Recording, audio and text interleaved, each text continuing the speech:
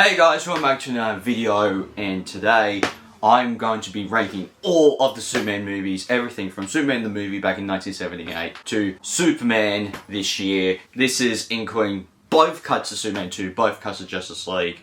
So we have a big ranking to do, so let's get into it. At number 11 I have Superman 4, The Quest for Peace. Now this movie was produced by Cannon Films, and they are known for just making the most insane movies like Death Wish 3, Ninja 3, The Domination. This was their attempt to do bigger films, like more big budget blockbusters. And they were in so much debt they had to cut this movie's budget from 30 million to 17 million, which really hurts this movie, and you can tell. So they got Gene Hackman back, which he wasn't in Superman 3 because of the stuff that happened in 2, which we'll get into a little later. And they also got Margot Kidder back, which that's a whole another story, which we might talk about a little later. But they also let Christopher Reeve come up with, that didn't want to come back, they let him come up with the story. Which, this was like a passion project for Christopher Reeve because he interjected his politics into it. I mean, we're playing out the fantasy of what if there really were this person who could show up and simply end one of the greatest problems of our time, which is the nuclear race. And if we get it right, which I think we're doing, this will be the best of the Superman movies. And that's not just a pep talk, I think it really will be. Because he's been very publicly about the nukes in the world and what's been happening. So, this was everything to him at the time. You can see this movie, like, in the opening of the movie, Superman speaks Spanish to a space station. I don't know if that's a power for Superman, like, I guess it is, but, like, it's also one of those things where it's like, when they make new powers for Superman, like, we'll talk about later in Superman 2, the theatrical version, when they invent powers for Superman, it doesn't really bug me because there's always some comic or some continuity where he has, like, you can name any power, and in any run of the comics, he has that. And the movies are kind of like that to a degree. Like these Christopher Reeve movies, they're very much the comics to that degree. So, he speaks Spanish at the space station, then also, like, the green screen effects are even worse in this movie than they are in Superman 3. Like, they reuse the same shot of Superman flying towards the screen, like, 17 times in this movie, and you're like, oh my god, can you not do a different take? Like, do one where he's like this, and then do another take where he's like that, and then do another take where he's closing one eye, and then do another take where he's looking up, and, like, do a take where, like, he starts off like this and he goes or something like that. Like, but no, they reuse the same footage, and you can tell that it's the same footage because, like, you've seen it over and over and over and over and over again in this movie, and you're like, oh my god, like, this is ridiculous. But I will say, I do like the stuff going on at the Daily Planet in this movie. It's actually very interesting. I do think that Lois Lane and Clark's relationship is stronger in this movie than the original movie. Margot Kidder got to add some silly comedy in Lois's character for this movie, because the character of Lois in this movie is trying to work out what a glamorous woman sees in Clark, and she does a real good job in this movie with the Lois character in this movie, which, like, in the first two movies she was kind of a bitch, but not like a bitch that you hate her.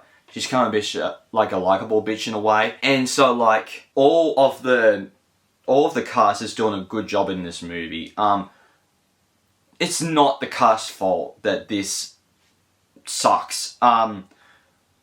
We can't just retreading old ground with making the whole deal of Clark Kent and Lois to that he is really Superman, and having basically the flying scene from the first movie, but a lot more worse because like when Superman drops her, she like falls for a little bit, but then it's like he also drops some Peter Pan pixie dust onto her, and she's flying too, without Lois Lane even like dangling like that.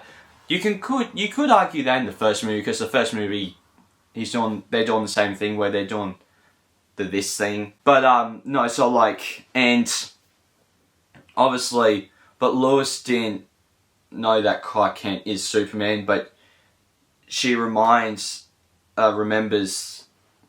Superman, how she remembers Superman alien name, like the Kal-El thing. It's ridiculous. And this movie is a cartoon times 10. Like, it's just absurd. And the fact that Nuclear Man can only be defeated by being in the shade is kind of a stupid power. Like, it's like you just feel like Superman could just punch him all the way to the shade and then he just powers down. Like, that is just ridiculous power. And like, it's crazy that they even integrate him into the comics recently, and you're just like, what? Like, you're making everything in the worst Superman movie ever continuity now. Like, what's the point of that? And like, which in fact there is a completely cut villain from this movie, which is the first Nuclear Man, which is basically Edward Scissorhands, but with a strange personality, and you're just like, what is going on? And like, which there was a plan to make a fifth Superman movie, because there were so many deleted scenes in this movie that they're like, oh, let's make a Superman 5. Including the first Nuclear Man being in Superman 5. And like, which, to be honest, after this movie, I'm glad that there isn't a Superman 5. This movie really hurt the Superman franchise a lot. It's also a silly concept to have a double date with Lexi and Clark Kent and Lois Lane with Superman. Like you can see that there's something there. Like, you're just like, oh, there's something here, like, but it's not gonna work. Because like, there are some funny bits, like where Clark comes in, he compliments the dresser, it's like, oh, that's a pretty dress you're wearing, and then he goes away, then Superman comes in, and then he's like, oh, that's a pretty attractive outfit you're wearing. Like, that's hilarious. Like, there's some funny bits in there, and there is some funny things of one of them's waiting for their boyfriend to come out of the bathroom or come back from the shop or whatever, and so they can be here for this day, but really it's just the same person coming in and out of the room, and like, so you might hear Superman going like, oh, someone's in trouble. Like, give me a second, Lois, and he flies back, and then Clark comes through the front door again. Like, that stuff is just hilarious. And that's funny, and it's funny, you know, because the poster tagline for this movie is Superman's greatest battle. It's very much like TASM 2, where like, this is his greatest battle yet, but yet it was only really, but this one only had like 2 villains, and Lex Luthor didn't really do anything except for create Nuclear Man, and Nuclear Man did all the work. So it's like, come on. So at number 10, we have Justice League from 2017. Now, I don't think that this is a bad film, but what makes it a low score is the stupid decisions that this movie does. Like, this is a movie that had studio interference up the wazoo. And you can tell that, because Warner Bros. Wanted to push Zack Snyder out from the Justice League thing and bring Joss Whedon in.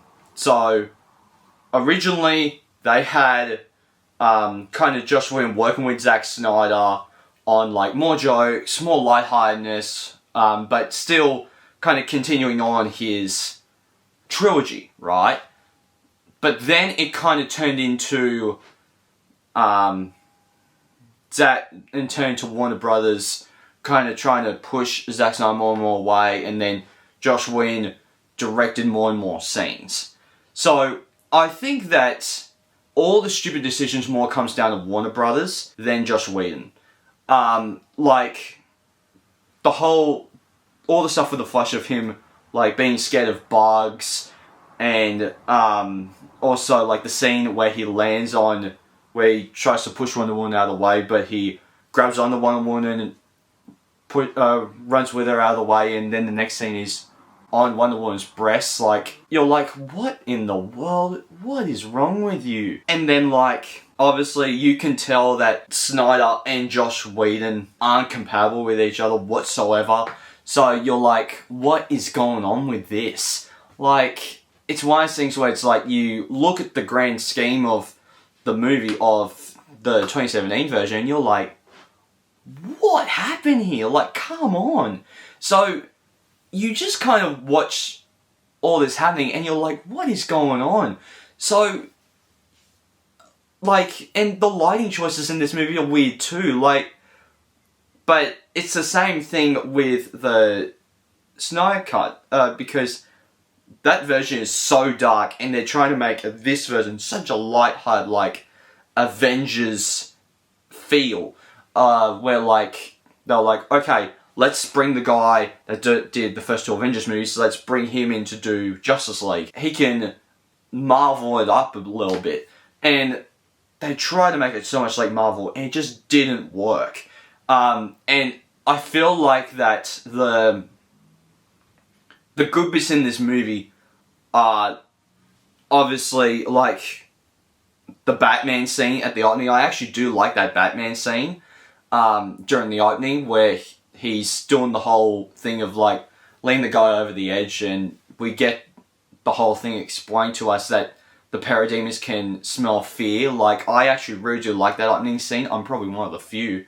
And then, like, I do like Henry Cavill as Superman in this movie, and I do like him in Man of Steel and Batman vs Superman and the Snyder Cut, but this one shows more of that lighthearted Superman that we wanted to see from him, and he kind of, they did, like, brighten the suit more, which it looks amazing. Like, just the bright colours work for a character like Superman. Come on, like, and it's one of those things where it's like, you watch it and you're like, this stuff works, but this stuff doesn't.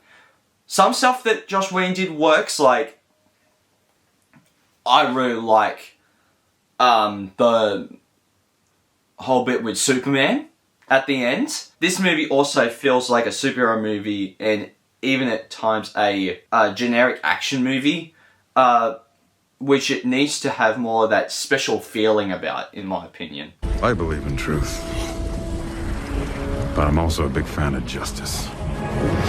So at number 9 we have Superman 3. Now, this, along with Superman 4, is one of the few Superman movies that I actually haven't seen. It's crazy, because when Donner was going to do a Superman 3, he was going to do, introduce Superman's arch enemy in Brainiac, the alien from outer space. But in the year 2022, we got the comic Superman 78, which continued the storyline of Superman 1 and 2 that had what would have been the third Richard Donner movie. But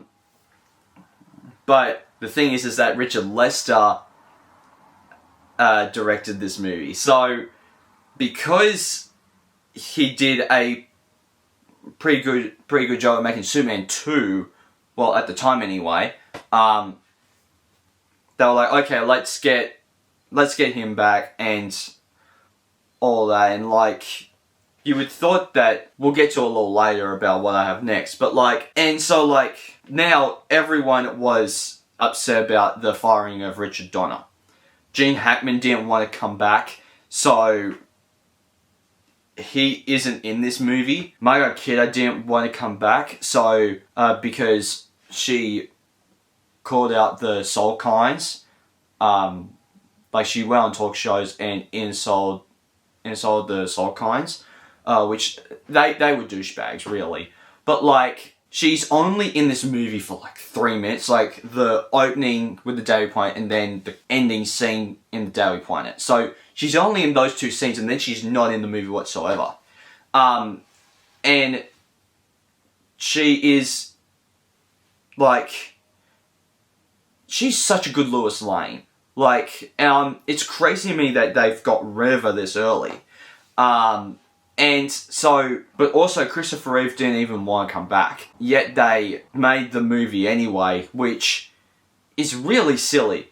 And like, the title sequence is completely different than the first 2. Like, the first one, in the Die Card 2 is the same title sequence where it's gone through space and you see the tiles coming up onto screen and everything, and then Superman 2, they can't do the same thing, but instead they do like the Spider-Man thing where they show the whole movie to catch up people, to get people ready for what the next chapter's going to be. So, really, I think that this title sequence is cool, but it's also one of those things where it's like, you watch these credits and you're like, all this stuff is happening, all this destruction, like, this guy is getting, getting flyed in a car, and you're like, where the hell is Superman? And then it's not until, like, a certain point in the credits that you start to see Superman actually saving everyone, and you're like, what in the world? Like, thought this was a Superman movie, and, like, you look at everything, and you're like, it's crazy, all the destruction that happens over those credits. And then, the action scenes I thought were really fun. Like, the first 2 movies, the action was really fun. So, they did a good job of doing new action scenes for this. Like, the whole bit with the chemicals where they are at the opening bit where Superman and Jimmy Olsen are at. And then I even like the Superman and Clark fight that happens. Like, the bit where Superman becomes a separate person from Clark, that does get a bit weird, but it's fun. So I really think that the Superman thing always gives me chills every time that comes on, and they play it. It's just so integral to the character of Superman. I didn't know that Lana Lang was in this series of movies because I've never seen this before. I really thought that she was a made-up character for Smallville. And I didn't know that the actress that plays Lana Lang in this movie is actually Martha Kent in Smallville. I thought that was a cool thing because Smallville did a good job at bringing back actors from those original 4 movies and using them in Smallville. I thought that was so cool. And it's nice for Clark to help Little Ricky out with the bowling ball, like when Little Ricky throws the bowling ball, and then Clark quickly takes his glasses off and then goes, so he knocks all the pins. Like that's cool to me. Like, it's one of those things where you're like, you're using your powers in public, dude. Like, what the hell? Why are you doing that? But also, like, it's a cute little moment. So I'm like, I'm fine with that. And then, like, I don't think that this movie does focus on Richard Pryor's character a lot. I do think that if we weren't, if he wasn't there, what would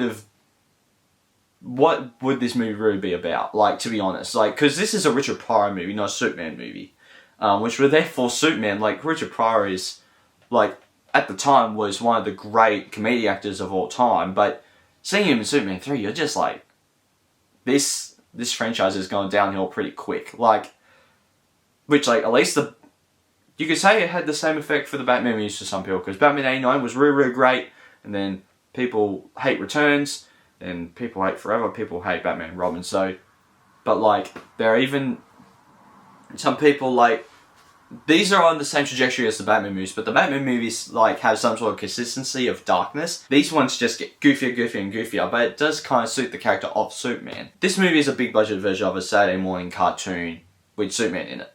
But I think that it works for this universe because these movies are kind of that anyway, so it kind of works for the most part.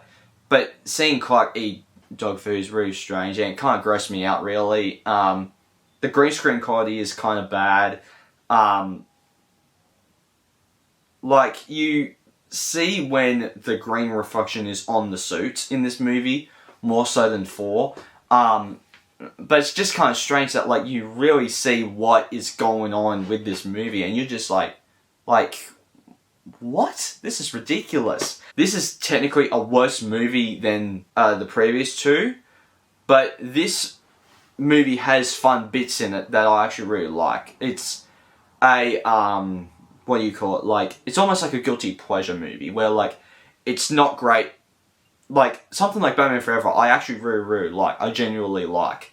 But this is a guilty pleasure where, like, I can see all the flaws, but you're like, this is clearly a worse movie than Superman 1 and 2. Like the Green Crystal thing, which eventually makes makes Superman go evil. It reminds me a lot of the Catwoman evil potion in Batman Return of the Caped Crusaders, the 66 animated movie, where Superman slowly starts to do bad things and more strange things that Superman wouldn't normally never do, but it kind of strangely works, even though that Return of the Caped Crusaders is more of a better movie than this movie, but this is more of a guilty pleasure movie for me than actually a Superman movie. I had not been really thrilled with the way Superman 3 worked out. And don't need to say anything more, except sometimes things work, sometimes they don't. At number 8, I have Superman 2, the Richard Donner cut. A few years ago when I watched the Superman movies for the first time, like, mainly Superman 1, both cuts of 2, and Returns, when I did my review series, I preferred the theatrical cut of the movie, and I still prefer the theatrical cut. We'll get to it soon, but I'm lower now than what I was originally. I see definitely this movie as a more consistent movie and more on par with the first one, but the thing is that, like, it's still, I think the thing that bugs me the most is the fact that the shit that is in the previous cut is in this version, which this is meant to be a completely different cut. I do think that, like, I do really think that the Donner version of Superman 2, there are lots of things in this I really, really like, and the same with the other cut, but a lot of things that, like, are what makes them different, if that makes sense. Like, there are some things that could have used in the Donner cut, and the same with the theatrical version, but they couldn't have because the Donner cut is Richard Donner's original vision, which is the Richard Donner version of 2, which is meant to be a continuation from not doing the first directed by Richard Donner. And all of the scenes that he shot in this version are like all the Marlon Brando stuff, which fits perfectly with the first movie, which Donner mentions on the commentary that he could have got a deal done with Marlon Brando for him to come back to reshoot and shoot a lot of stuff. And this movie actually feels like an actual sequel to the original Superman movie. With the original scene of Zod and his gang going into the Phantom Zone from the first movie, and then Superman throwing the missile up into the air that breaks the Phantom Zone portal that Zod, Ursa, and Non were in, and then that goes into the main, like, credits. So there's a lot of things in these versions that I really, really do like, and there was meant to be a cliffhanger for the first movie as Richard Donner mentioned on the commentary of this movie, I will say that I like how the credits in this movie are the same as the original movie, but I kind of prefer the montage over the credits that the theatrical version of this film had. But I am happy that the John Williams score is back, which it is, like, I mean, the theme is in 2, but I don't think it's not John Williams doing the score. You have all of the like, I feel like that all of my complaints are mentioned in this version of the movie. Like, Lewis knows right away that Clark Kent is Superman. I really like that. I like that all my complaints from the first version are, like, mentioned in this version of the movie, where, like, Lois Lane knows right away that Clark Kent is Superman, and how the Niagara Falls trip is mentioned in the first, like, 10 minutes of the movie, as opposed to the first cut where it's not mentioned whatsoever.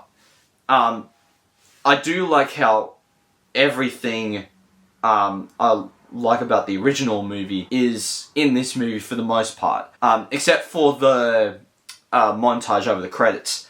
But it goes a lot quicker in this movie than the original cut, because Lex and Miss Teschmacher go to the Fortress of Solitude in, like, the first, like, 20 minutes or so into the first version of the movie. It seems like that Margot Kidder has a bit of an accent when she said Lois Lane when Superman flies away at Niagara Falls in both cuts. Like, it sounds like she has a bit of an accent to her, which is kind of funny to me. And I really think that's one of those things where it's like, it really shows you, like, it's almost like the Spider-Man thing, where the Spider-Man thing in, like, the MCU, occasionally Tom Holland's British accent will come out, which is very funny.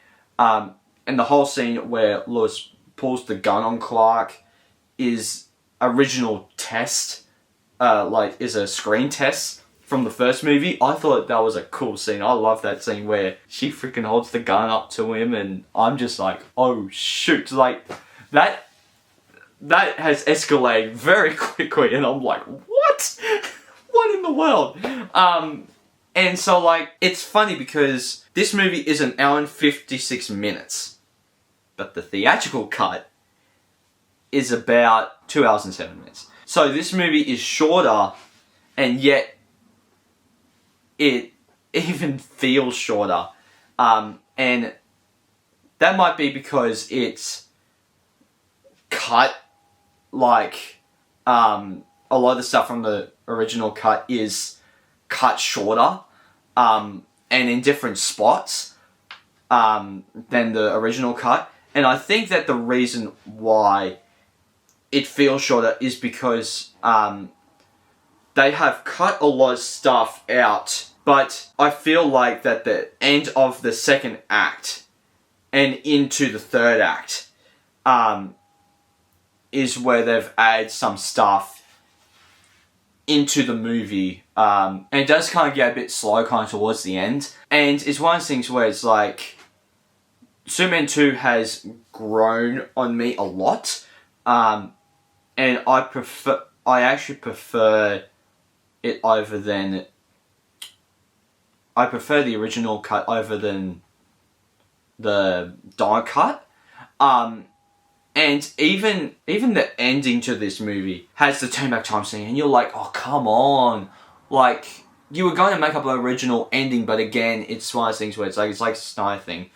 They kind of pushed Donner out, and they had to bring Lester in, and Lester came up with the idea of the memory wiping kiss at the end, which this one's just your typical turning back time like we did in the first movie. So it's like, what in the world? Like, so no matter what way you did, you've done the wiping memory thing twice. Like, you don't need to do it again. So that's kind of strange to me. But number 7 is the theatrical cut of Superman 2. It's strange because after I watched it the first time, after I watched the first one, then I did the first time watching it, like the first Superman movie. And so I was ready to jump straight into Superman 2, the theatrical cut. And I was like, wow, like, the montage is really, really good. I really like the montage and everything. And then I was like, this is good, but it's not as great as I remember it being. I remember this being best Superman movie ever. But I was excited to rewatch Superman 2, the theatrical cut, because I thought that it was so much better than the original film at the time. When I did my reviews of Superman 1, both Cuts of 2, and Returns. And then I did the DCU reviews after that. Man of Steel 2, Zack Snyder's Justice League, I think, at that point. And really, but I kind of feel like the first one is better of these two movies. Like, I know that that's not surprising, but like, there are some positive things to say about the theatrical cut. Like, much like Justice League, Justice League, like, now this is the strange Frankenstein cut of the movie, much like Justice League. Half of it is Donner, and then half of it is Richard Lester. Marlon Brando and the producers got into some disagreements about how much he was being paid for the first movie, and if he were to appear in this film, huge amount would be paid to Brando. So the writers wrote the character of Jorah out of 2, and taking his dialogue, they gave it to the mom. They gave it to other Kryptonians. Like, these characters, like, we've seen the first movie or never met before. And especially the mother. Like, the mother got a lot of Brando's dialogue. And it's one of those things where it's like, you're like, what in the world happened in this movie? Someone else that didn't return for additional scenes was Gene Hackman as Lex Luthor. His scenes were already shot for both movies. And the thing about him coming back is because that it depended on who you talk to. It was because of the scheduling conflicts, or he was upset because of the whole thing went down with Richard Donner. So you're like, well, I don't know who to believe, but the additional stuff with Lex is all patchwork with a body double and a voice impersonator. So there are a lot of scenes where you just see a fast shot and you see Lex going across screen or something, and it's just back of Lex's head with a voice impersonator over the top. So they're stitching it together, much like Justice League. So it was one of those things where, like, you see all this and you're like, what is going on in this movie? You're like, and they brought in the original writers in to write a new ending for this movie, which is the ending we originally see with the Superman turning back time and that sort of stuff, which they already used in the first movie. So they were like, they need a new ending for this movie. The first thing was, the first thing we see in the theatrical version is a scene with Zod, Ursa, and Non getting trapped, I think it's the Phantom Zone, but I am going to, but I'm just going to call it the Phantom Zone. But you didn't see Jor-El. they wanted to make sure that they didn't pay Brando for anything in this movie, so they cut around Brando in this movie, and you're like, what is going on? So you see all this, and to get into the movie is a fantastic idea. To give a quick little recap of what happened in the previous movie is such a cool thing, and gives you vibes of like Superman, not Superman, Spider-Man 1 and Spider-Man 2 and Spider-Man 3, the Raimi trilogy. Just like every great sequel, we start the movie with a great action scene, and we get the whole Paris thing, and I love this Paris Rescue. The Paris Rescue is fantastic. Where like Lois Lane is doing some journalism and stuff like that, and you're like, okay, they're getting there, they're doing this. And obviously, like, Superman flies to Paris, saves the day, and you're like, oh my god, this is a great action scene. And you're like, yes, this is the thing that we want to see. And then, like, obviously, just seeing how much the relationship between Clark and Lois has grown over these two movies is so good, and it's just so great. This is the version of the relationship that we need in the character of Superman. And the Niagara Falls trip wasn't mentioned before it happened. You're like, what he's going to do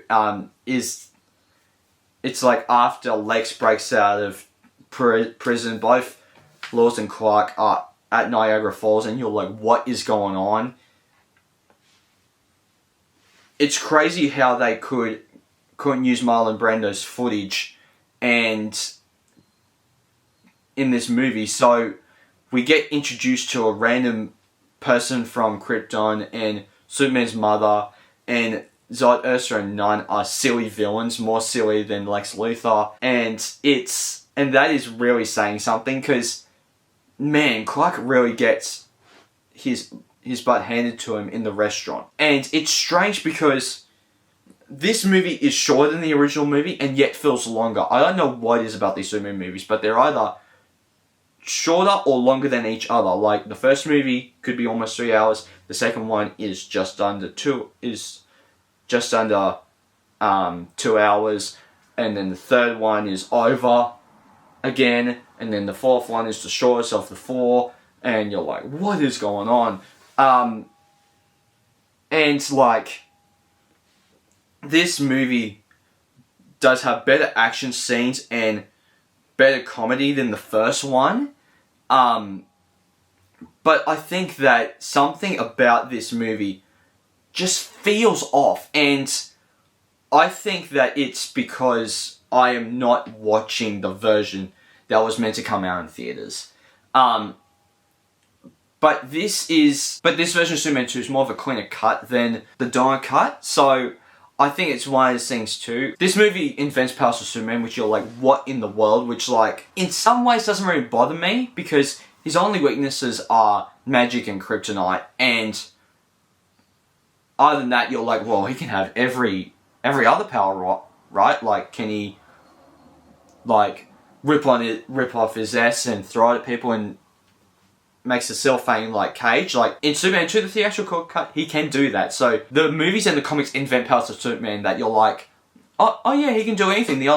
As long as his powers aren't holding kryptonite and he doesn't get weak, or he starts using magic, and he's not weakened by the magic, like, that's fine.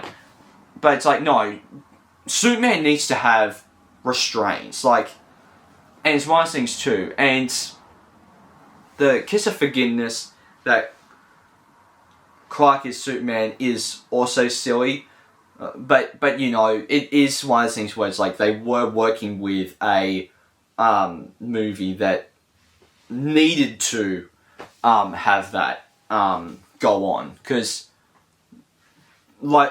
the Donner cut, they used the ending from the first movie, and they didn't get around to shooting a new ending scene by this movie, because they already got rid of Richard Donner at this point. So, what are you going to do? Alright, at number 6 I have Man of Steel. The writer of the Dark Knight trilogy, David S. Goyer, went to Christopher Nolan and was like, I have an idea for a Superman movie. But we were just stuck. We were blocked. And Chris said, okay, let's just take a week off. You know, I was sitting in my home office and nothing was dislodging. And I went back and reread all, you know, a volume of the first Action Comics. And then I wrote maybe a 3-page outline for a Superman story. And we met with Chris and he said, did he crack? And I said, no, but I have an idea for a Superman movie. And he said, well, let's hear it, because we all procrastinate. And he said, that's pretty good. And he said, I would produce that if you want me to. Do you want to see if we can make it? And I said, sure. And in the same meeting, he called up the head of Warner Brothers and said, Goyer has a pitch for Superman. We should do this. Can we come in and speak to you tomorrow? And we did. And then it was on. Warner Brothers went, okay, let's find someone to direct it. And so WB found their director for this version of Superman in Zack Snyder, which wasn't his first time directing a DC film. He actually directed Watchmen, also 300. Even though around comic fans, those movies were very divisive, his style was very unique. Something that everyone was hoping for was a crossover between Cavill Superman and Bale's Batman. But Goyer was very adamant about Warner Brothers for years wanted to do a Batman versus Superman movie. Both Snyder and Goyer both wanted to just make a Superman movie, but they wanted to do a different spin on the Man of Steel, which you can tell in this movie that it is a very different take on the character of Superman and the mythos of Superman. And let's just say right off the top, Zack Snyder knows how to make beautiful looking movies. Like this movie is gorgeous to look at.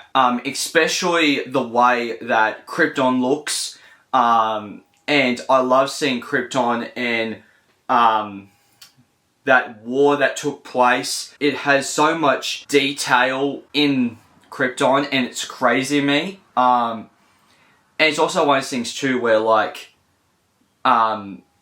it starts off with an action scene, like right up front, and it's crazy to me, but a fight on Krypton gets me seriously hooked in right away to the movie. So, because it's something that we've never seen, we've always seen the Krypton blowing up and them always sending Kal-El into space, but we've never actually seen the war on Krypton. So I actually really likes that. This is more of a darker take on Superman, which I think it's a interesting take to go with a character like Superman. This is a Superman of today's world, and not the happy-go-lucky that both Christopher Reeve and Brendan Routh were. But it doesn't help that they were both technically the same Superman. And you could tell that Henry Cavill cared about this role. He is both a great He is both a great Clark Kent and a great Superman. He is definitely more darker take on the character, and I think that it works. But James Gunn, when James Gunn took over DC, we heard that Henry Cavill wasn't going to be Superman anymore, and I was like, what if James Gunn didn't take over DC and we saw what Cavill could have been with better writing and better direction from the Joss Whedon Justice League, which is apparently the true Justice League, their universe's Justice League, because apparently the Snyder Cut is not canon to them. Yeah, no, so it's crazy to me that we didn't see that. And he would go in the more traditional Superman with the curl and the more brightly coloured suit and everything. And I think we missed on something big in that. And Henry Cavill looks like Superman, and you can tell there is a piece of Superman created felt when it comes to Superman actors. When you look at actors before Cavill, like Christopher Reeve, Brendan Routh, and then even Cavill and Cornsweat, and even Hecklin, which there's a felt, like, you look at all those actors, and they all have the Superman look to them. Like, you look at them, and you're like, if you put them in a Superman suit, and there's Superman. So that's always interesting to me. And the first fight scene is incredible. So much more fun to watch Cavill flying than was watching Christopher Reeve flying. Because Christopher Reeve is all, like, even though Henry Cavill's all green screen too, but, like, the things with Cavill is that you get close-up of his face, you get wide shots, you get, bird's eye view shots, you get, like, low-angle shots, you get all those traditional filmmaking shots, which, like, Christopher Reeve is like, I'm Clark Kent, boom, now I'm Superman, fly past camera. Which is why the one thing about the first movie that I just go like, what? Come on now. That's kind of silly. And let's talk about the controversy that is for this movie. And that I want to talk about the Jonathan Kent thing of saying maybe when Clark Kent said, what was I supposed to do? Just let him die? Maybe. Jonathan Kent was trying to say you need to think about your actions before you save them.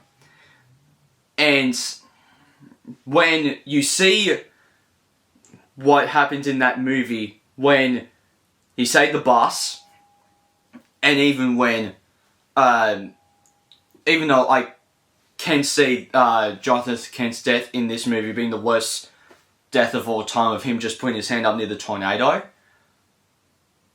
The tornado thing is stupid, but also I can see what they're doing. Like, when he puts his hand up and, like, Cavill, like, flinches and is about to run out and get him, but he puts his hand up going like, no, stay there, do not reveal yourself. So he promises Jonathan not to reveal himself at that moment. So he wanted Jonathan to die, knowing that he won't reveal himself. So you get that, and then that's the whole consequence of Batman vs Superman, which is the whole thing of the whole premise of the world wasn't ready for Superman at that point. So I can see why people hate because of that, but it kind of came out wrong. Like, they kind of filmed it and execution in a way that came out wrong for me. But I can totally see what Zack Snyder and David O. Goyer were trying to do with this movie. And the other thing is, apparently Superman causes 9/11, which is not Superman's fault, because Zod was already had the world engine there, going thunk, thunk, thunk, and that was already making tons of destruction. And it was just having, and then Zod just happened to be in the sea, which Cavill wanted to go take out Zod, which it's like, do you want to take out Zod, or do you want him to just stand around and do absolutely nothing? I hate when people just go, well, I prefer him, like, not saving the world, because that's what we came here for. We came here for a big fight. So we go and do the big fight, and everyone's like, oh, sorry, but that's the wrong location. It always annoys me when people go like, oh, he causes 9/11. It's like, yeah, but that's where you get the whole thing of Batman vs Superman, where Batman vs Superman and The Flash, those two movies are sole consequences of don't have Superman in the city and Zod in the city, these aliens in the city, because they're going to cause a 9/11 event in Metropolis or Gotham or wherever the hell they are. And it's one of those things where it's like, you look at that and you're like, this should be what Batman, The Flash is where Man of Steel should have been. Out in an open desert, because, like, it's kind of shocking that they didn't even have it there. Because you see in The Flash, like, when Supergirl was looking at General Zod and the whole army's there, like, that's basically the scene from Man of Steel, except for the army going to see Superman, and Superman confronting the army, and Zod confronting the army. So they're basically going like, oh, this is what we did in Man of Steel, but let's try and correct it because we got so much backlash for that fight at the end. So let's course correct it. So they tried course correcting it, and everyone flipped out again, going like, oh, it's just a terrible movie. Which is absolutely stupid. And the biggest one is Superman snapping Zod's neck. People rave about that all the time, and it's like, oh my god, this movie's absolutely awful because, like, Superman has that Zod's neck. It's like, yeah, well, it's fine when Batman kills people in the Dark Knight trilogy. Like, that whole thing on the train. If you finally learn to do what is necessary, I won't kill you, but I don't have to save you. You don't complain about that. You don't think Batman Begins is an awful movie because he kills someone. But yet, in both Batman vs Superman and Man of Steel, you complain that they're killing people in those two movies. Like, what is wrong? Like, the internet is the best and worst thing that we've ever gotten in the history of things we've gone out of technology. So, really, it's like, you have all these things in these movies that are really, really good and really, really good in terms of, like, doing a different story that we haven't taken in a Superman or Batman movie, whatever. Superman in this case, and then when you do it, you get backlash because that's what people want or expect from a character like Superman, because they expect the Christopher Reeve, gosh chucks character. So I actually don't mind when they do that because it pushes a character in a different direction. I think about this movie. The thing is about this movie, this is a Superman movie of today's world, which is a world that has a lot of issues. So, of course, Superman is going to face up against a lot of problems of today's world because he's in a realistic world in this movie.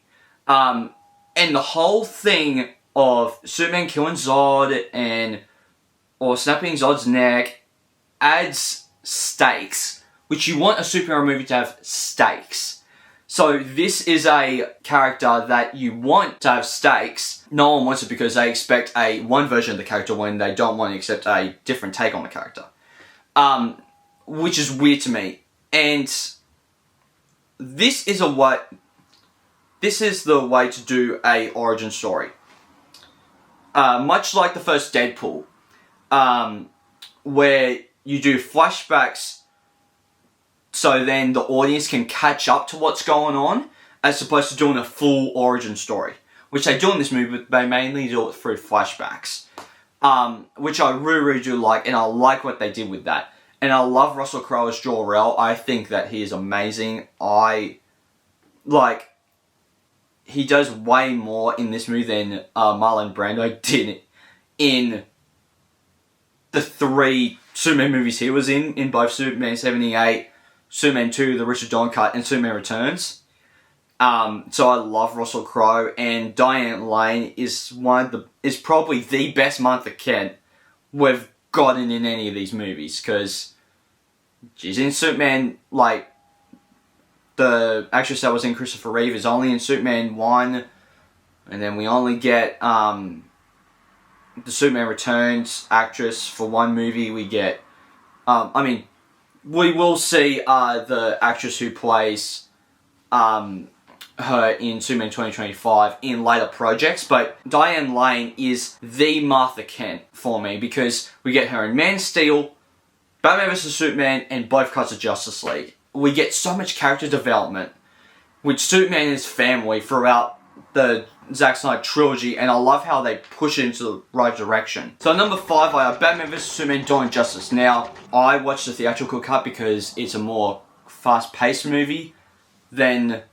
the Ultimate Edition, even though I think the Ultimate Edition is a much better movie. I just want to put that out. Now, this is an underrated movie because I do think that the Ultimate Edition is a better movie, but the theatrical cut, you're not necessarily meant to think that Superman is even though that he's one of the main characters and he's in the title of the movie, Batman is our antagonist. He is our hero that we're meant to be following in this story. Because he's like, Superman, you came down one day and murdered a bunch of bloody people. You killed my business. You've caused 9/11. I am going to bloody kill you. He is just like, and he's the character that we're following. Even though that Superman and Wonder Woman have integral parts in this movie, and I love how they do that. Now, there are some problems with this movie. I'm not going to lie. I'm not going to say that there isn't. Like, for instance, why would you kill Jimmy Olsen? He is an integral part to Superman's lore, and that is a stupid choice to kill him off. But there are so many good things about this movie. Like, Ben Affleck as Batman is easily one of the best Batmans we've ever gone. Like, Affleck and Keaton are my top 2 favourite Batmans. Because, like, they are the most brutal, violent Batman we've ever gone in movies. Like, Ben Affleck is amazing in all the movies he's in. Batman vs Superman, both cuts of Justice League, The Flash. Like, every single time he appears, I smile because I'm a big Batman fan. And I'm like, oh my god, yes, this is how you do it. We get to see some of the best Batman fights we've seen. Like, the whole fight in the warehouse, like, is absolutely amazing when he's saving Martha Days. Some of the best Batman action we've seen, where he's throwing crates and, like, using bombs and hand-to-hand combat and stuff. It really shows you how much Zack Snyder cares about this movie and how he is great with action. And I want him, even though it's never going to happen, I want him to direct a Dark Knight Returns movie with the Batman vs Superman element taken out of it. I want him to do a Ben Affleck and, like, get some young actress to play Carrie Kelly and do a Dark Knight Returns story, and even have Henry Cavill as Superman. But, like, I would love to see that. Like, that is some of the best Batman we've gotten in movies. And Batman is really the world's greatest detective in this movie. He is doing detective work in this movie every moment he has in this movie. Like, we have the whole moment where he's at Lex's party and he's doing the detective work there, and, like, one of the best, such a Bruce Wayne bit where he's like, oh, sorry, I'm looking for the bathroom, I've had too much to drink. And the girl's like, the bathroom's upstairs. He's like, oh, right, I'm okay. And, like, that is such a Bruce Wayne thing. I love Affleck as Batman, he is great. And Cavill is still a great Superman. I think that he got better in this movie than he was in Man of Steel, and I really like him in Man of Steel. I really love his Superman, and he is, I think, one of the best Superman in cinematic history. Like, he's so good in the DCEU, and I love that. And Clark Kent also doesn't have much talking moments, like speaking lines. But I really think that I wouldn't have been surprised if he has less lines than Spider-Man in Civil War. Because that won't surprise me at all. But I know in the Ultimate Edition you have the whole thing of, like, Clark Kent investigating Batman and the Batcave and all that stuff, and more of a, giving Superman more of a integral part to the story in the Ultimate Edition than you have in the theatrical cut. Now, I don't mind Jesse Eisenberg as Lex Luthor. He is more a goofy take on the character. Shoot, even Gene Hackman's take on the character was goofy. So, Jesse Eisenberg is more serious than Gene Hackman's. So, it's one of those things where I see that, and the only serious take on Lex Luthor that we've had, to me, is Kevin Spacey. And that's meant to be a continuation of the Gene Hackman take. So we've never gotten a serious take on Lex Luthor, in my opinion. So it's kind of funny seeing Michael Shannon play the corpse of General Zod in this movie. Like, that would be the easiest day of shooting. He just needed to lay down and close his eyes and just play a corpse for a day of shooting. And oh my god, Gal Gadot's Wonder Woman, what a fantastic introduction to Wonder Woman in the DCEU. Like, this movie has so many good things that people like overlook because the writing and all the stuff that bothers them outweighs the good. Like, it's the opposite of The Amazing Spider-Man 2. Like, to me, like, I can see faults in any movie. But I'm going to let my enjoyment, I'm going to review the movie more positively because we get so many people hating on movies, especially the comic book genre. So I'm going to be a lot more nicer with comic book movies because one, it's my favourite genre, and two, I can pick up things that not a lot of people can get. So it's really unfortunate, and really unfortunate that we won't be able to see the Nightmare plotline continue, because that would have been such an interesting movie. And the only thing we have from that scene is this movie and Zack Snyder's Justice League.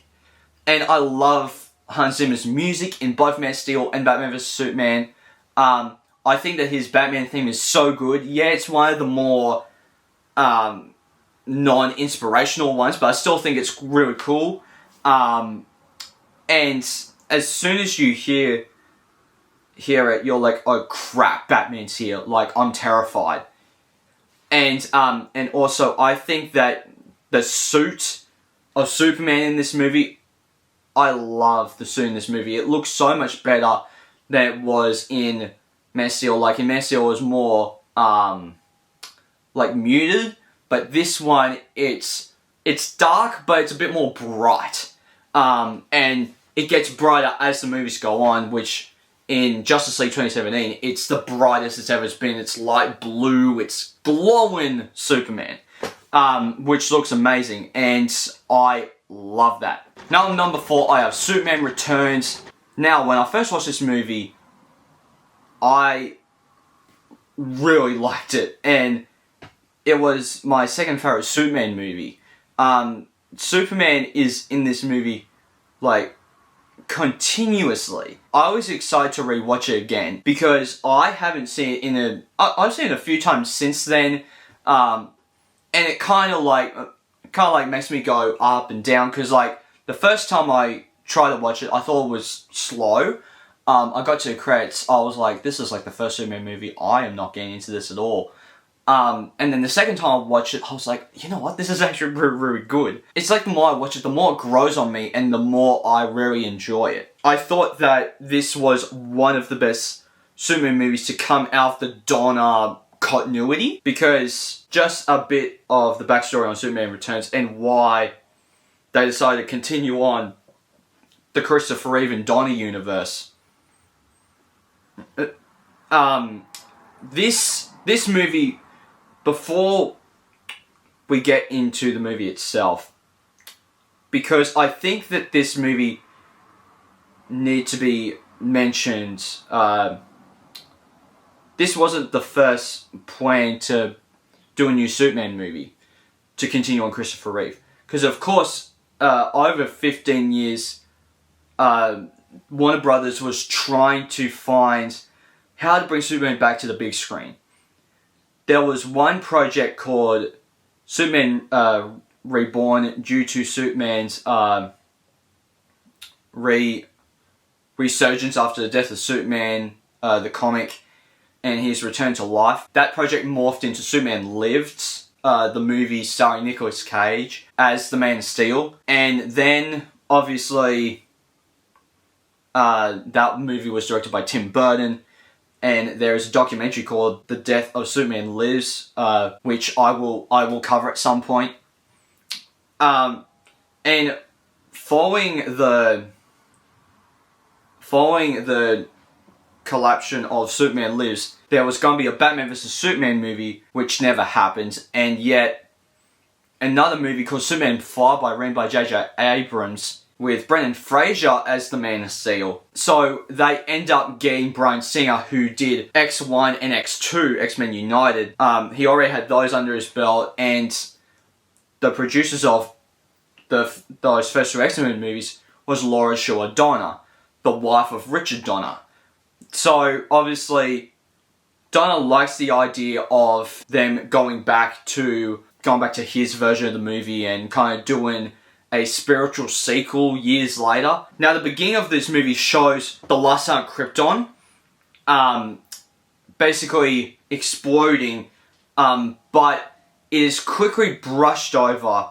But apparently, the original opening scene was Superman walking up to a spaceship, a crystal spaceship, with a grey suit that they marketed this movie with. He isn't even in it anywhere until he goes back to Earth. He releases the kryptonite. But the kryptonite, he realizes that the kryptonite there is killing him. So he's like, oh, this place is really dead. But I thought I would check it out because a astronomer said it might still be around. So then he takes off and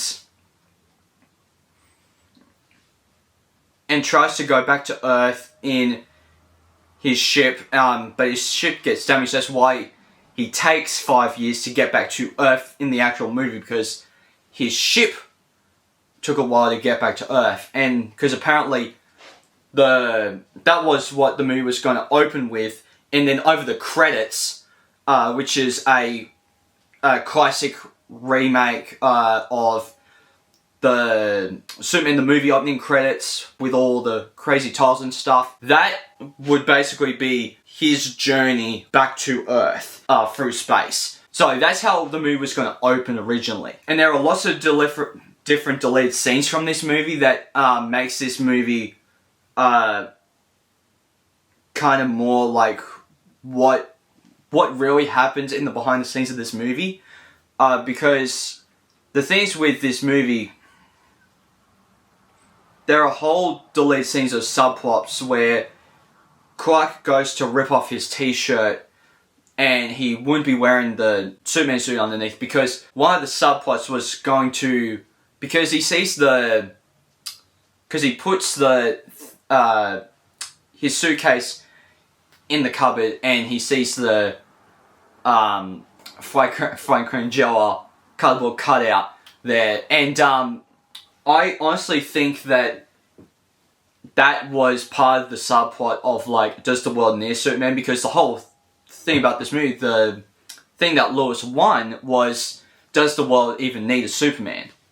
Because it was the 5 years. So I honestly think that people don't necessarily know the behind the scenes. That's why they kind of go like, oh, this movie sucks, and it's because we don't know what happened behind the scenes and what the original intent of the story was. So I think that that's kind of one of the scenes, and I honestly think that whole thing is an interesting subplot, but the thing is that because they got rid of it to make more of a consistent movie, a lot of that doesn't make any sense. It only makes sense to you when you know all the behind the scenes and when you watch the first Superman movie and you watch the Dawn Card 2. Because, like me, the reason why it's this high is because that I know all the behind the scenes. I know that this is meant to be a continuation of 1 and 2, the 2 of the Dawn version released in the same year. So I think that honestly, this movie doesn't get talked about because of that. And it's one of the things too where, like, I really like seeing Superman in modern day with modern day special effects. Because in the old Superman movies, even though I really, really like those movies, the things about those movies is that, like, there's nothing that, the action kind of disappoints me, especially the action in the first one. So I think that there's something about that I'm like, ooh, you kind of miss me with that one. Like, I don't know what that is. So it's one of those things too, and like, so I really like the plane scene, I like the whole bank robbery scene, I like the final battle where I like the bit where he's saving Metropolis, and he does the whole thing where, like, he basically does the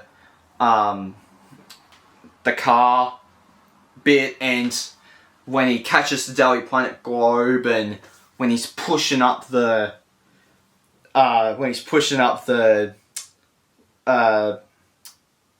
planet of kryptonite up, and you're like, oh my god, yes! And it's like, it's so cool. It's such Superman moments. There's so many rescues in action that people kind of gloss over because they're like, we want to say that there's no action because we think that there's no action in this movie, but really there is. So it's kind of one of those things. And Kevin Spacey is an unbelievable Lex Luthor, such an underrated one too. I prefer his take than Gene Hackman's version. This take is more serious than Gene's version, which is what it's based on. Like, Kevin's is more based on Gene Hackman's because it's in the continuity of 1 and 2. So, and I also think that Kate Bosworth does a really good job as Lois. Like, yes, she's not Margot Kidder's Lois Lane, which is what they're trying to make her to be. But also, you gotta remember too, that this is a years later sequel. This is almost a soft reboot continuation that happened many years later, and I think that it makes sense with both the story and what and how they end up doing it. The fact that they didn't make it after Superman 2. So I think that there's some interesting things in that, and like they repeat a lot of lines from the first Christopher Reeve movie. Like, they repeat the whole the safety speech. They do like the statistically speaking, it's still the safest way to travel. When he's on after the plane crash and you really shouldn't smoke in this lane. And like, I think that there are a lot of lines in there that are like, okay, I can see why you're doing that, because you're trying to make people understand that's meant to be in the same continuity as the Christopher Reeve movies. And Brandon Routh is such an underrated Superman. I love his Superman. I think that his Superman's great, and I think that's one of those things where like, you look at that and you're like, wow, this is such a Superman movie, and I can't believe that it is, because like, they use different things to make this movie in the same continuity. Like, they use Marlon Brando as Jor-El, and then in this movie, Lewis has a kid that is very strong with an inhaler. Now, in the Richard Donner cut of 2, Lois and Clark sleep with each other before Clark gets his powers taken away. So you can tell that that is the version that is connected to Superman Returns. So they're in the same universe, so you can kind of understand that. And like, obviously I talked about the action scenes. The action scenes are really, really good, and like, this movie tackles a question of no other Superman movie has tackled this, which does the world need a Superman? And how Superman has gone to see if Krypton is still alive, and Clark has been away at the folks at the Daily Planet, and Lois Lane has moved on and found someone else that she has a life with now. And I like the scene of Lois Lane breaking into Lex's boat. Like, that scene is intense, and the music on top of that has you on the edge of your seat, and you're like, this is kind of amazing. And then you have like the whole, I can see why people say the S is too small, but I guess, but I don't really mind that, because like, I do prefer the S to be big. Like this is quite big, but there's something about the Ralph suit where I can't see it huge. Because like, if you do it too huge, like a lot of the Dean Cain suit, the S is like his whole chest, and you're like, what in the world? So you don't necessarily want too big. And I like how they do the Death of Superman storyline without doing the Doomsday thing.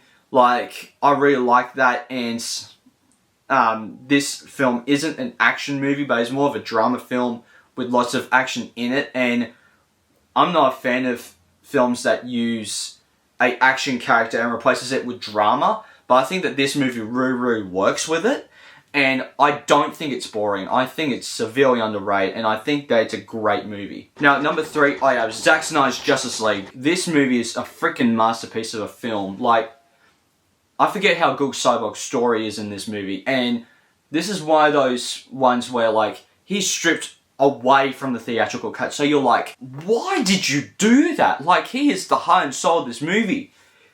And it's kind of a good thing that Snyder has cut this into chapters, because I can't see anyone sitting through this, the whole thing, which is probably why it's over 2 discs.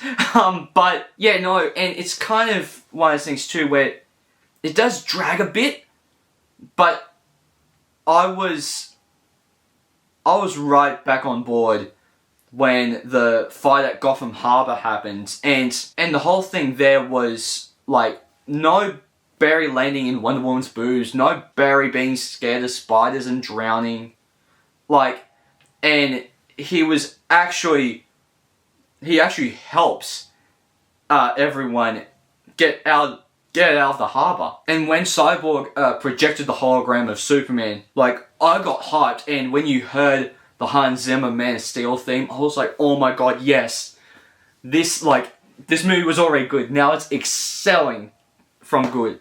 And it's crazy to me that, like, I look at that movie and I'm like, oh my god. And it's crazy to me. And, like, it's one of those things too where it's like, I love seeing our first movie version of The Martian Manhunter, because I like the version that they did on Supergirl, but this is Snyder's version. This is the DCEU version of Martian Manhunter, and I absolutely love it. And I think that is a great thing to do. And seeing Superman in the black suit is so cool, and he kicks so much serious butt in the final battle. I think it's awesome, and you get excited when he first pops up, and it calls back to Man of Steel with like the whole bit where he's walking out, much like Man of Steel, and he does the same thing again where he puts his fist on the ground, the rocks go up, and he flies off and basically recreates a short version of that first fight, and you're like, oh my god, this is crazy. Like I love that. And the movie has some downsides, like the score is great when it's great, but when it's the choir music, like the or something like that, it's like, really, you could have changed the score? Like, use the Wonder Woman thing more, like, except for doing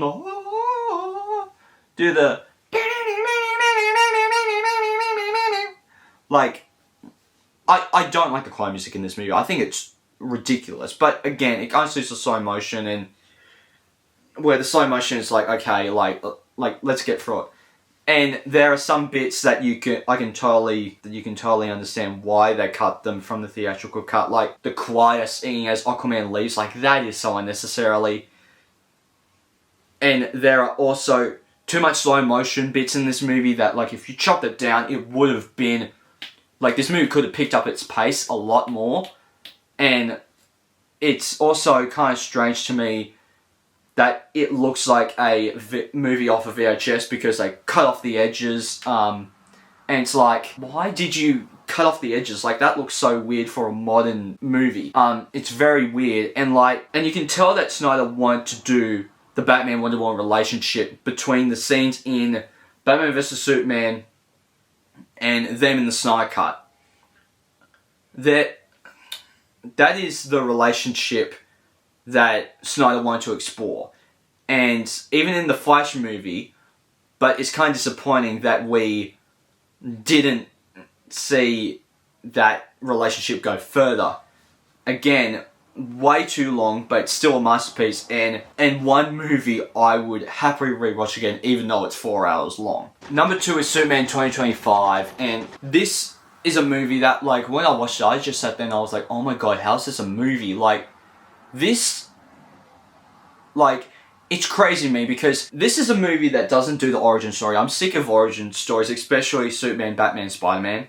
I'm happy that this jumps straight into the action, and you're like, this is one of the greatest superhero movies, like, especially Superman related. And I like all the different takes on Superman.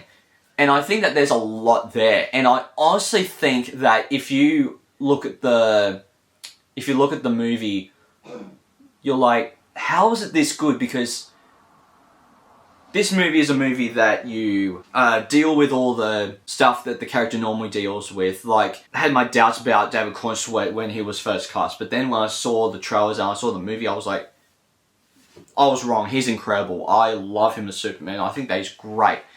And I honestly think that it's one of those things where you go like, oh, what is going on? And like you see that and you're like, wow, I think that this is really, really good. And like the action scene, some of the best action we've gotten, like the kaiju fight is incredible. I really love the bits where they actually like explore all the different ways of the action. Like,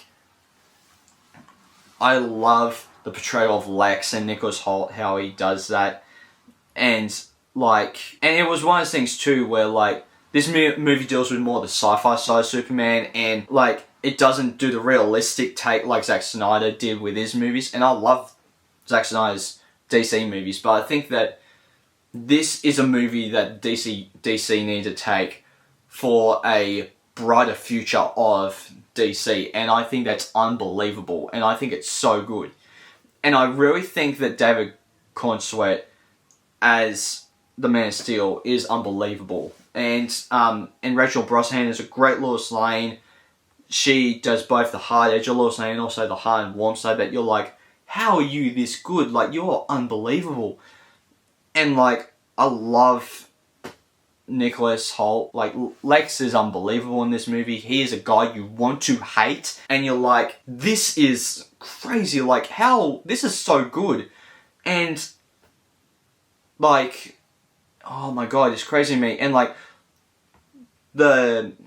obviously, I'm excited to see what James Gunn does with the future of his DC universe. This movie has some of the best things we've ever seen in a Superman movie.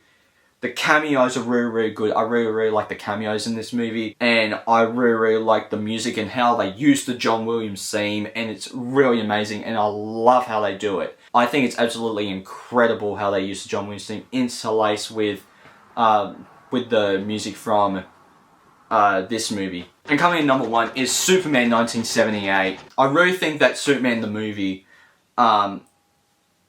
is one of the best comic book movies ever made. I was smiling and I was so engaged in this movie in a way that I haven't been before.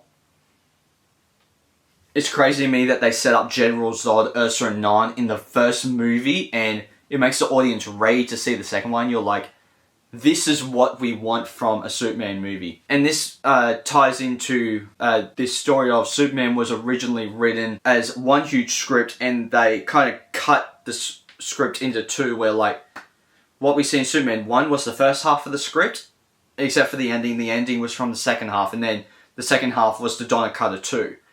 And like, so I really like how they did this movie, and like how they managed to take one huge script, cut it in the middle, and take the ending from what would have been the second Superman movie and put it in the first half, and then how they would have figured out a new ending for the second movie later. Kind of funny seeing the baby floating in space in the spaceship. It's just kind of a funny image, and I forgot how great Margot Kidder is as Lois Lane. She is that bubbly reporter, and she didn't really want anything to do with Clark Kent in this movie. And talk about superhero casting, Christopher Reeve as the Man of Steel is such an iconic casting choice. Any comic book movie project ever. And it's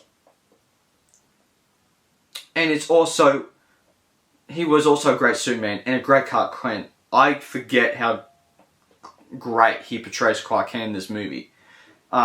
He's unbelievable, and he's such a great performance by a legend that sadly passed away too soon. And like, it was one of those things where like the fight scene is very, very special at that time, but that can I can kind of get rid of that mindset, going like, this is a dated fight scene, because like compared to Henry Cavill's way, it's a great fight scene. Christopher Reeve is hold up by the time, so that doesn't necessarily affect this movie being the best Superman movie. And honestly, it really shows how many superhero movies get inspired from this movie. And like, for instance, the test that Lex makes Superman go through is the same test that they do to Superman in Batman vs Superman, where Batman's doing all the sound and the explosions and Superman breaks the vibration to stop the sound and everything. Like, it's so good, and it's very funny hearing the love theme and Margot Kidder's narration going through it, which is kind of funny to me. And the John Williams score is amazing. It's easily up there with like Danny Elfman's Batman and Elfman's Spider-Man themes. Like, it defines the character of Superman in music. And it's crazy how it's a long movie and yet it feels so quick. And apparently Superman was a painful production, and it took years, and like, it took a year and a half for everyone to put this movie together. But they were shooting Superman 1 and 2 back to back with the first one, and much like they did with Avengers Infinity War and Avengers Endgame, and they were running out of money, so Warner Brothers were just like, let's get this movie out of the way and let's worry about the second one later. And so then they released it, and it was $305 million at the box office, which is crazy to me at that time. And by it having the tagline, "You'll believe a man can fly," was the most important thing about the whole marketing campaign. They wanted to get an unknown actor to play Superman, so, because if they got a well-known actor, you would see that actor flying, not the character of Superman flying. So they got the unknown actor in Christopher Reeve as Superman. Is such an incredible achievement in a way that's like, how did you even do that? And I honestly think that this movie is a definitive Superman and Superman movie for all generations, and all generations should watch it. So guys, thank you for watching. Please, I will be doing more Superman rankings, so guys, please hit the like button down below, hit subscribe, also hit the little bell icon to get notified of future videos that I'll make, and I'll see you guys next time. Take care. Bye.